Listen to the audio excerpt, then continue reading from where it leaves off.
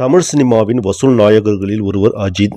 இவர் நடித்த திரைப்படம் வெளியாகிறது என்றால் கண்டிப்பாக வசூல் குவியும் என்பதில் எந்த சந்தேகமும் வேண்டாம். அப்படி இவர் நடிப்பில் கடந்த 10ஆம் தேதி வெளிவந்த திரைப்படம் தான் குட் பேட் அக்லி.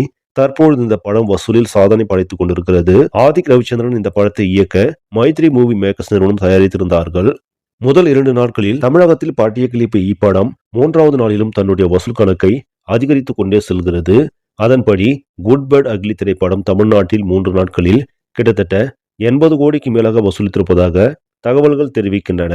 இந்த வாரத்தின் இறுதிக்குள்ளாகவே கண்டிப்பாக தமிழகத்தில் மட்டுமே 100 கோடிக்கு மேலாக வசூலித்து சாதனை படைக்கும் என்கிற எதிர்பார்ப்பும் உள்ளது. அது மட்டுமல்லாமல் தற்போது விடுமுறை நாட்களாக இருப்பதால் நிச்சயம் இந்த வசூல் நிலவரம் மேலும் புதிய உச்சத்தை தொடும் என்ற எதிர்பார்ப்பும் உள்ளது. சரி, நம்மளே பொறுத்திருந்து பார்ப்போம் குட் பேட் அக்லி திரைப்படம் எவ்வளவு வசூல் செய்ய போகிறது என்று. இந்த செய்தி உங்களுக்கு பிடிச்சிருந்தா லைக் பண்ணுங்க, ஷேர் பண்ணுங்க, மறக்காம நியூஸ் தமிழ் சேனலை சப்ஸ்கிரைப் பண்ணுங்க. நன்றி.